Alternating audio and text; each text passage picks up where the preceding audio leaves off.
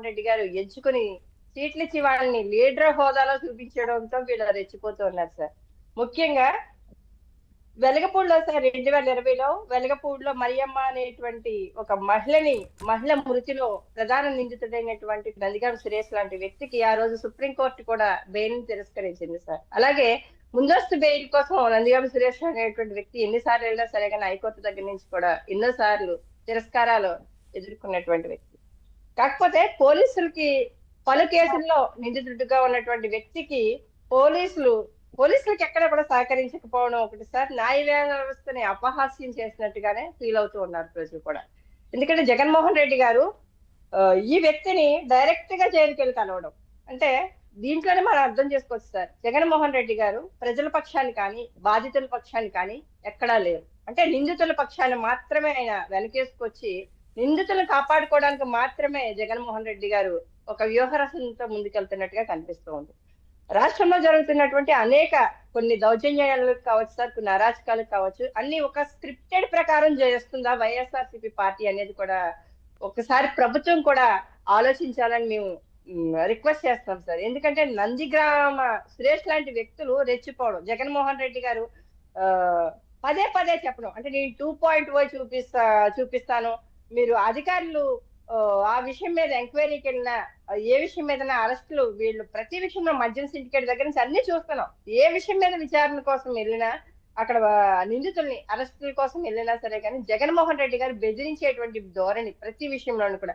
అధికారులు ఎందుకు పనిచేస్తారు సార్ అంటే నేరస్తుల్లా వదిలేసేసి మళ్ళీ రేపు వీళ్ళు అధికారంలోకి వస్తే మా ఉద్యోగాలు ఎక్కడ ఊడిపోతాయో, మేమెక్కడ మా వ్యక్తిగత ఉనికిని కానీ మా భవిష్యత్తుని కానీ కోల్పోతుందని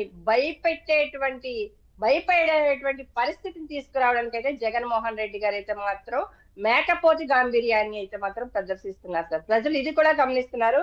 పబ్లిక్ ఎప్పుడు కూడా సార్ చేస్తున్నటువంటి ప్రతి పనిలోని కూడా, అంటే కూటమి ప్రభుత్వం వచ్చిన తర్వాత కక్ష సాధింపులు చేస్తుందని జగన్మోహన్ రెడ్డి గారు చెప్తూ ఉంటే కూటమి ప్రభుత్వం ఏం చేస్తుంది అన్నది కూడా క్లియర్ గా ప్రజలు గమనిస్తున్నారు సార్. ప్రతిదీ ఒక్క కేసులో కూడా ఎక్కడా కూడా ఆధారాలు లేకుండా కానీ వీళ్ళు నిరపరాధులు, వీళ్ళు అరెస్ట్ చేశారనేటువంటి ఒక్క కోణంలో కూడా వైఎస్ఆర్సీపీ పార్టీ నిరూపించలేకపోయింది.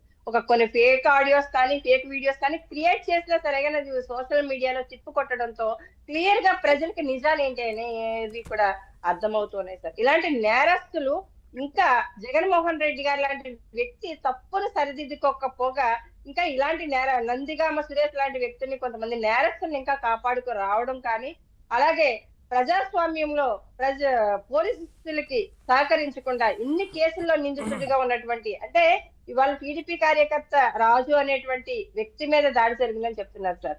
ఒక మహిళల పట్ల, అమరావతిలో ఉన్నటువంటి మహిళల పట్ల ఎలాగ ప్రవర్తించాడు నందిగామ సురేష్ అనేటువంటి వ్యక్తి, ఎలాంటి చిల్లర వేషాలు వేసేటువంటి వ్యక్తి అన్నది క్లియర్ గా ప్రజలందరికీ తెలుసు. ఒక మహిళ మృతి కేసులో ప్రధాన నిందితుడిగా ఉన్నటువంటి వ్యక్తి ఇవాళ ఎయిమ్స్ లో చికిత్స పొందుతున్నటువంటి రాజు అనేటువంటి వ్యక్తి టీడీపీ కార్యకర్త మీద దాడి చేయడం అనేది చిన్న విషయంగానే భావిస్తున్నాం సార్. నిజంగా అంటే ఇవన్నీ ఉన్నాయి అని తెలిసి కూడా మళ్ళీ టికెట్లు ఇచ్చారు వారికే.